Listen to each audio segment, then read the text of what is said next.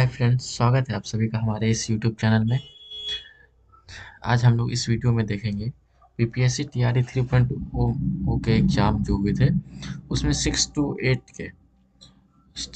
के social science subject का देखेंगे और जो सब्जेक्ट कॉम्बिनेशन होगा वो हिस्ट्री और ज्योग्राफी है। ठीक है, तो टीआरई 3 का जो क्वेश्चन है वो देखेंगे पीवाईक्यू का। और फ्रेंड्स, आप चैनल पे नए हैं तो चैनल को प्लीज़ सब्सक्राइब कर दें और लाइक ज़रूर कर दें। चलिए हम लोग सीधे क्वेश्चन पे चलते हैं। ये देखिए हम लोग का पार्ट थर्ड हिस्ट्री क्वेश्चन आ गया। चलिए हम लोग अब शुरुआत करते हैं। तो फ्रेंड्स देखिए, पहला क्वेश्चन है, गदर आंदोलन एक क्रांतिकारी आंदोलन जिसका उद्देश्य भारत में ब्रिटिश शासन को उखाड़ फेंकना था, के नेता कौन थे? इसका जो आंसर है वो है करतार सिंह सारभा। नेक्स्ट देखते हैं क्वेश्चन नंबर 2। कौन सा समझौता भारत और चीन के बीच सीमा मुद्दों को हल करने में विफल रहा जिससे अंततः संघर्ष हुआ?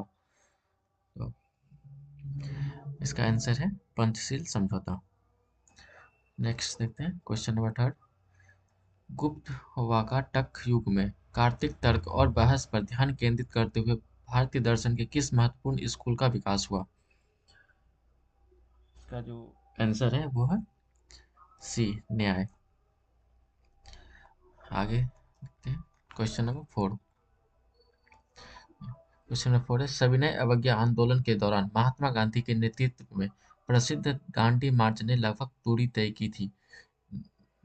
सविनय अवज्ञा आंदोलन के दौरान जो महात्मा गांधी ने दांडी यात्रा की थी उसकी दूरी कितनी थी? तो उसकी दूरी जो थी वो 241 मील थी। नेक्स्ट देखते हैं हम लोग क्वेश्चन नंबर 5। किस असीरियन राजा ने अपनी राजधानी नीनवे में एक पुस्तकालय एकत्रित किया था? आंसर है इसका सी, असुर बनीपाल, 668 से 627 ईसा पूर्व। नेक्स्ट है, वियतनामी राष्ट्रवादी इतिहास में 1930 में येन वाई विद्रोह का क्या महत्व था? इसका जो आंसर हो जाएगा वो बी, इसने फ्रांसीसी औपनिवेशिक शासन के खिलाफ सशस्त्र प्रतिरोध की शुरुआत को चिन्हित किया। आगे देखते हैं question number 7। Tata iron and steel company TISCO की स्थापना किस वर्ष हुई जिससे यह भारत में पहली बड़ी पैमाने पर स्टील उत्पादक बन गई? तो Tata iron and steel company की जो स्थापना हुई थी वो 1907 में हुई थी। आगे क्वेश्चन नंबर 8। प्रथम विश्व युद्ध ने भारत के व्यापार संतुलन को कैसे प्रभावित किया? इसका जो आंसर हो जाएगा वो ऑप्शन बी, निर्यात में कमी के कारण व्यापार में घाटा हुआ। 9 नंबर पे चलते हैं। स्टेलिनग्राद की लड़ाई द्वितीय विश्व युद्ध में एक महत्वपूर्ण मोड़ किन दो देशों के बीच हुई थी? इसका जो आंसर हो जाएगा वो सी, जर्मनी और सोवियत संघ। 10 नंबर, देखिए 10 नंबर क्वेश्चन है, क्राउन शासन के तहत भारत का पहला वायसराय और गवर्नर जनरल कौन था? इसका आंसर हो जाएगा लॉर्ड कैनिंग। 11 नंबर, नेक्स्ट देखते हैं। 7वीं शताब्दी ईसा पूर्व के दौरान भारत का कौन सा शासक था जो बौद्ध धर्म के संरक्षण और सांस्कृतिक गतिविधियों के समर्थन के लिए जाना जाता था? इसका आंसर हो जाएगा ऑप्शन ए, हर्ष। नेक्स्ट देखते हैं 12 नंबर क्वेश्चन, मूला मस्कत और बोलन क्या है? मूला मस्कत और बोलन क्या है ये बताना है। तो मूला मस्कत और बोलन जो है वो पर्वतीय दर्रे हैं, तो ये याद रखिए आप लोग। नेक्स्ट देखते हैं क्वेश्चन नंबर 13।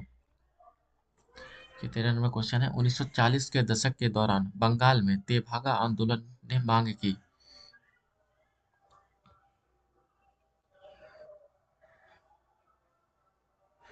तो इसका आंसर हो जाएगा सी, फसल का 1/3 हिस्सा बटाईदारों को दिया जाएगा। नेक्स्ट, हिटलर की आत्मकथा जिसमें जर्मनी के लिए उनकी राजनीति, विचारधारा और भविष्य की योजनाओं को रेखांकित किया गया का शीर्षक है? शीर्षक जो है ये सी, मीन काम्फा। नेक्स्ट देखते हैं क्वेश्चन नंबर 15। किस हड़प्पा स्थल पर हमें जुते हुए खेत के साक्ष्य मिले हैं?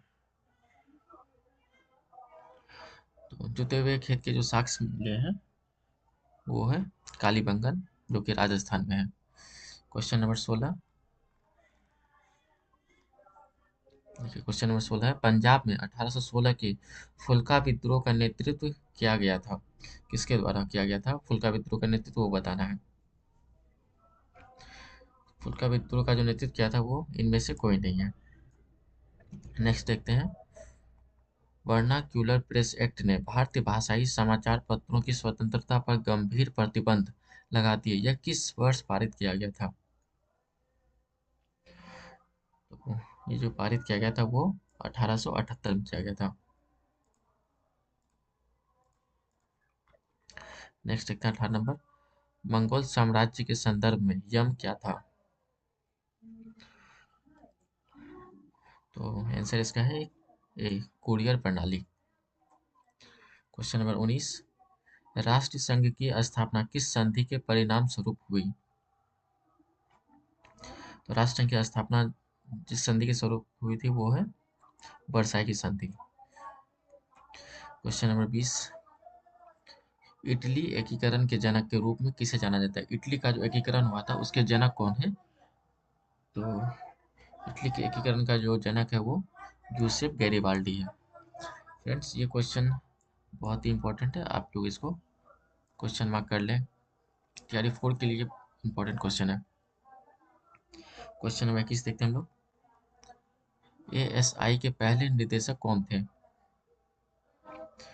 एएसआई के पहले निदेशक जो थे वो थे Alexander Cunningham. Question number 22, Australia में किस नीति के कारण आदिवासी बच्चों को उनके परिवारों से व्यवस्थित रूप से निकाला गया? इसका जो आंसर है वो बी, आत्मसात नीति। नेक्स्ट देखते हैं क्वेश्चन नंबर 23, किस घटना ने खिलाफत आंदोलन के लिए उत्प्रेरक का काम किया?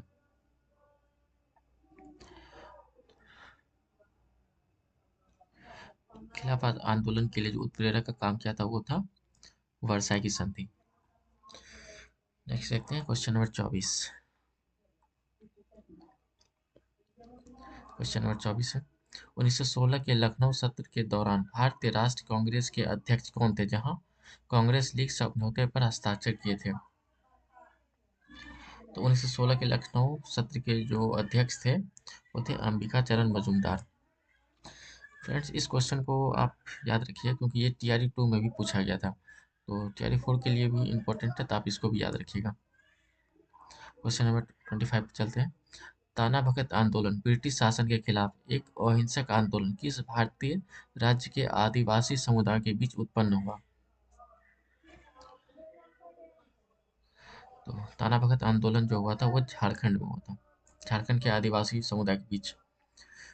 नेक्स्ट है, 1901 में दादा भाई नौरोजी की पुस्तक poverty and un British rule in India के प्रकाशन में सहायक भूमिका निभाई गई। तो जो सहायक भूमिका निभाई थी वो ये ऑप्शन बी है राइट आंसर, ब्रिटिश उपनिवेशवाद द्वारा भारत के आर्थिक शोषण पर प्रकाश डालना। नेक्स्ट है 27 नंबर, रॉयल इंडियन नेवी विद्रोह जिसे बॉम्बे विद्रोह के नाम से भी जाना जाता है किस वर्ष में हुआ था? तो ये जो हुआ था वो 1946 में हुआ था। नेक्स्ट है 28 नंबर, औपनिवेशिक काल के दौरान रेलवे का भारतीय उद्योगों पर क्या प्रभाव पड़ा? तो औपनिवेशिक काल के दौरान जो उद्योगों पर प्रभाव पड़ा था वो बताना है कि क्या प्रभाव पड़ा था। तो इसका जो आंसर है वो ऑप्शन बी हो जाएगा, आयात को बढ़ावा देकर औद्योगिक विकास में बाधा डाली। नेक्स्ट 29 नंबर, प्रथम विश्व युद्ध के दौरान किस ब्रिटिश नीति का उद्देश्य भारत में असहमति को दबाना और नागरिक स्वतंत्रता को कम करना था? इसका आंसर हो जाएगा Rowlatt act. Friends Rowlatt act कब आया था ये आप लोग कमेंट बॉक्स में बताएं। क्वेश्चन नंबर 30 देखते हैं हम लोग, किस घटना से राष्ट्र संघ के प्रभाव और अधिकार में गिरावट की शुरुआत हुई? इसका आंसर हो जाएगा एक से अधिक। 31 नंबर देखते हैं। मगध की राजधानी राजगीर का प्राकृत नाम क्या था? मगध की राजधानी जो राजगीर था, उसका प्राकृत नाम था राजगिरी। 32 number question. 1878 में द हिंदू अखबार की स्थापना किसने की, जो भारतीय राष्ट्रीय आंदोलन के दौरान जनमत को आकार देने में प्रभावशाली रहा? इसका जो आंसर आ जाएगा वो ये है एक से अधिक। 33 नंबर क्वेश्चन देखते हैं।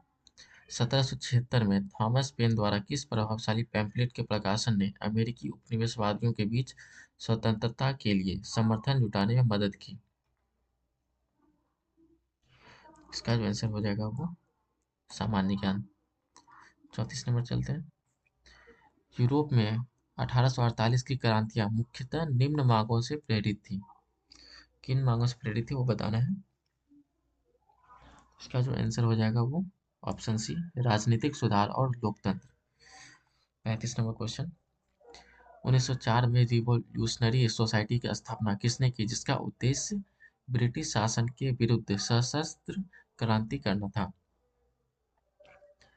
इसका आंसर हो जाएगा विनायक दामोदर सावरकर। रिवॉल्यूशन सोसाइटी की स्थापना विनायक दामोदर सावरकर ने की थी। आप लोग इसको याद रखिएगा। तो चलते नेक्स्ट क्वेश्चन पे। देखिए क्वेश्चन है 1854 का वुड डिस्पैच किससे संबंधित था? वुड डिस्पैच जो संबंधित था वो एक से अधिक है इनमें से। नेक्स्ट देखते हैं 37 नंबर क्वेश्चन। उत्तर वैदिक काल के दौरान रचित किस प्राचीन भारत ग्रंथ में दार्शनिक भजन और ब्रह्मांड विज्ञान और नैतिकता पर चर्चाएं शामिल है? तो इसका आंसर हो जाएगा उपनिषद।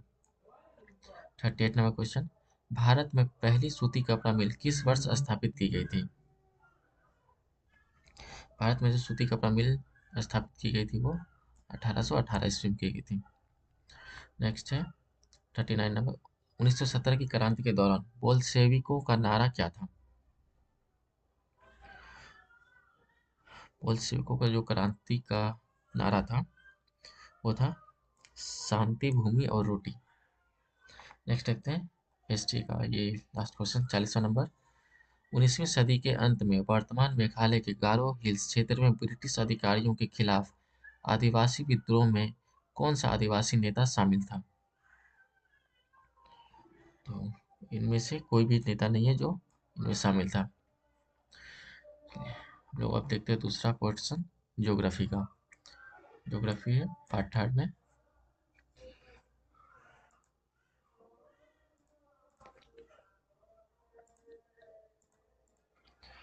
ज्योग्राफी का पहला क्वेश्चन है, भारत में ऐसा कौन सा प्रथम राज्य है जिनसे सभी घरों के लिए छत पर वर्षा जल संचयन को कानूनी रूप से अनिवार्य बना दिया गया? तो इसका आंसर जो है वो तमिलनाडु में। नेक्स्ट देखते हैं, सदिया और धुबरी के मध्य राष्ट्रीय जलमार्ग संख्या 2 की लंबाई कितनी है? तो इसके उपयुक्त में से कोई नहीं है। Next question number 3।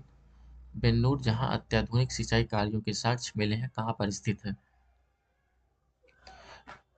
तो अत्याधुनिक सिंचाई कार्य का जो साक्ष्य मिला वो है कर्नाटक में। क्वेश्चन नंबर 4 देखते हैं, कुमाऊं हिमालय निम्नलिखित में से किसके मध्य स्थित है? तो कुमाऊं हिमालय जो स्थित है वो है सतलुज और काली नदी के बीच। Question number 5। निम्नलिखित में से कौन सा राज्य बांस ड्रिप सिंचाई प्रणाली के लिए जाना जाता है? तो इसका आंसर हो जाएगा मेघालय। मेघालय में जो है बांस ड्रिप सिंचाई प्रणाली है जो खेती के लिए प्रचलित है। Question number 6। भारत के पश्चिमी तट पर स्थित कोंकण रेलवे को किस समस्या का सामना करना पड़ता है?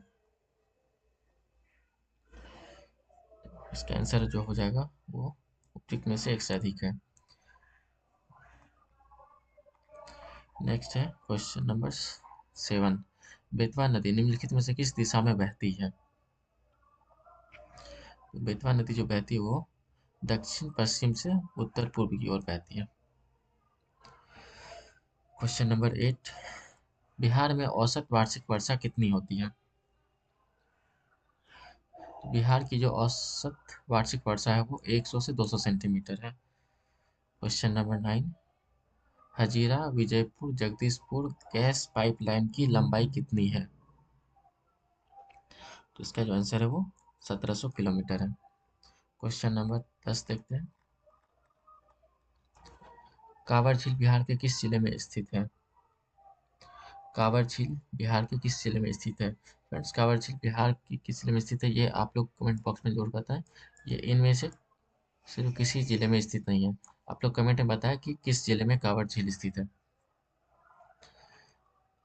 नेक्स्ट देखते हैं क्वेश्चन नंबर 11। क्वेश्चन नंबर 11 है, पिट्टी द्वीप जहां मनुष्य का निवास नहीं है किसके लिए जाना जाता है? तो इसका जो आंसर हो जाएगा वो पक्षी अभयारण्य के लिए जाना जाता है। नेक्स्ट है क्वेश्चन नंबर 12। भीमाबंध वन्यजीव अभयारण्य बिहार के किस जिले में स्थित है? भीमाबंध वन्यजीव अभयारण्य बिहार के किस जिले में स्थित है? ये जो है वो मुंगेर के जिले में स्थित है बिहार में। जो मुंगेर जिले के जो भी होंगे स्टूडेंट, वो लोग भीम बांध वन्यजीव अभयारण्य से बखूबी परिचित होंगे और वहाँ गए भी होंगे। बहुत ही खूबसूरत अभयारण्य है। नेक्स्ट देखते क्वेश्चन नंबर 13। निम्नलिखित में से कौन सा क्षेत्र पूर्वांचल में शामिल है? तो पूर्वांचल में जो क्षेत्र शामिल है वो इनमें से कोई भी नहीं है। ये जयंतिया, खासी और गारो ये तीनों जो है वो मेघालय की पहाड़ियां हैं। नेक्स्ट देखते हैं क्वेश्चन नंबर 14। राजस्थान का कौन सा जिला मुख्यतः अभ्रक उत्पादन के लिए जाना जाता है? जो है अजमेर जो है अभ्रक उत्पादन के लिए फेमस है। Question number 15। निम्न हिमालय तथा शिवालिक के बीच में स्थित लंबवत घाटी को किस नाम से जाना जाता है? इसको दून के नाम से जाना जाता है। नेक्स्ट है, गंगा एक्शन प्लान का प्रथम चरण किस वर्ष में प्रारंभ किया गया था? गंगा एक्शन प्लान का प्रथम चरण जो प्रारंभ किया गया था वो 1985 में किया गया था। नेक्स्ट देखते हैं, निम्नलिखित में से किन पहाड़ियों में कॉफी की अरेबिका किस्म को आरंभिक तौर पर शुरू किया गया था? इसका जो आंसर हो जाएगा वो ऑप्शन बी है, बाबा बुदन की पहाड़ी। Question number 18। मोटे कणों वाली जलोढ़ मिट्टी सबसे अधिक कहाँ पाई जाती है? तो ये उपयुक्त में से एक से अधिक है। नेक्स्ट है 19 नंबर क्वेश्चन। भारत में कितनी रेलवे जोन है? भारत में कितनी रेलवे जोन है वो बताना है। तो भारत में जो कुल रेलवे जोन है वो 16 है। Question number 20। निम्नलिखित में से कौन से प्रमुख कपास उत्पादक राज्य हैं? कपास के जो प्रमुख उत्पादक राज्य हैं वो इसमें से बताने हैं। तो ये इनमें से अधिक है। नेक्स्ट देखते हैं क्वेश्चन नंबर 21। निम्नलिखित में से कौन सी श्रृंखला निम्न हिमालय में सबसे लंबी है? हिमालय की सबसे लंबी श्रृंखला जो है वो है पीर पंजाल श्रृंखला। Question number 22। बिहार का प्रमुख गन्ना उत्पादक जिला कौन सा है? बिहार का प्रमुख गन्ना उत्पादक जिला चंपारण है। तो याद रखिएगा आप लोग। क्वेश्चन नंबर 23 देखते हैं। महानदी का जल तंत्र निम्नलिखित में से किन राज्यों में फैला हुआ है? वो जो है महानदी का जल तंत्र वो जो है इनमें से अधिक में फैला हुआ है। क्वेश्चन नंबर 24 देखते हैं। पश्चिमी हिमालय में नदी की धारा का रास्ता बदलने वाली वाहिकाओं को किस नाम से जाना जाता है? उसको गुल के नाम से जाना जाता है। क्वेश्चन नंबर 25 देखते हैं।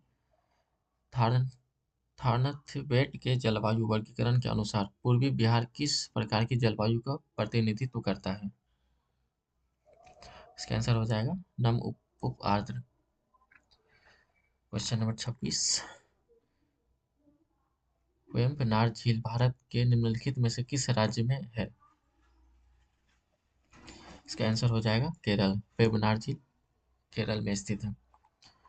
नेक्स्ट है, निम्नलिखित में से कौन सा बंदरगाह स्थल रुद्ध है? ये आंसर हो जाएगा विशाखापट्टनम। Question number 28। 2011 की जनगणना के अनुसार भारत की कुल जनसंख्या में बिहार की जनसंख्या कितने प्रतिशत है? तो 2011 की जनसंख्या के अनुसार बताना है बिहार की कुल जनसंख्या में, भारत की कुल जनसंख्या में बिहार की जनसंख्या, वो इनमें से कोई नहीं है। क्वेश्चन नंबर देखते हैं 29। निम्नलिखित में से कौन सा शहर सिंधु व गंगा नदी प्रणालियों के जल विभाजक पर स्थित है? वो जो स्थित है वो अंबाला है। नेक्स्ट है क्वेश्चन नंबर 30। कटनी में उत्पादित प्रमुख खनिज कौन सा है? तो कटनी में उत्पादित प्रमुख खनिज है वो है बॉक्साइट। Question number 31। कब लक्षद्वीप मिनिकॉय तथा एमिन द्वीप का नाम बदलकर लक्षद्वीप रखा गया? कब लक्षद्वीप मिनिकॉय तथा एमिन द्वीप का नाम बदलकर लक्षद्वीप रखा गया? तो जो रखा गया वो 1973 में रखा गया था। नेक्स्ट देखते हैं। पश्चिमी तट का मध्य भाग किस नाम से जाना जाता है? पश्चिमी तट का जो मध्य भाग जाना जाता है वो कन्नड़ मैदान के नाम से जाना जाता है। नेक्स्ट क्वेश्चन देखते हैं हम लोग। Question number 33। भारत में बॉक्साइट का सबसे बड़ा उत्पादक राज्य कौन सा है? तो भारत में जो बॉक्साइट का सबसे बड़ा उत्पादक राज्य है वो इनमें से कोई नहीं है। आप लोग कमेंट बॉक्स में बताएं कि कौन सा सब बड़ा राज्य है बॉक्साइट का। नेक्स्ट है 34 नंबर। रेड होल खनन भारत के किस राज्य में किया जाता है? रेड होल खनन जो है भारत के राज्य में किया जाता है वो इनमें से कोई नहीं है। 35 नंबर क्वेश्चन। भारत में सन 1904 में प्रथम सीमेंट उद्योग संयंत्र कहाँ स्थापित किया गया था? सीमेंट उद्योग संयंत्र जो स्थापित किया गया था वो था चेन्नई में। नेक्स्ट क्वेश्चन है। 2001 से 2011 के मध्य बिहार में जनसंख्या की दशकीय वृद्धि दर कितने प्रतिशत थी? इसका आंसर हो जाएगा 25.07%। Question number 37। निम्नलिखित में से कौन सी सिंधु नदी की सहायक नदी कश्मीर क्षेत्र में मिलती है? तो वो है एक से अधिक, इनमें से एक से अधिक में मिलती है सिंधु नदी सहायक नदी। Question number 38। मालवा का पठार का संबंध किससे है? मालवा का पठार का संबंध जिससे है वो है मध्य उच्च भूमि से। नेक्स्ट देखते हैं। संयुक्त वन प्रबंधन के लिए प्रथम प्रस्ताव किस राज्य ने पारित किया था? तो जो राज्य पारित किया था वो था ओडिशा। नेक्स्ट है लास्ट क्वेश्चन। बादाम पहाड़ लौह अयस्क की खान कहाँ स्थित है? तो बादाम पहाड़ लौह अयस्क जो स्थित है वो है मयूरभंज में केंदुझर जिलों में। फ्रेंड्स, हिस्ट्री और ज्योग्राफी की वीडियो यहीं पे पूरी हो गई है। बाकी और भी कोई सब्जेक्ट की कॉम्बिनेशन वीडियो आपको चाहिए तो आप कमेंट बॉक्स में ज़रूर बताएं, और आप वीडियो पे नए हैं तो चैनल को सब्सक्राइब और लाइक ज़रूर कर दें। Thank you.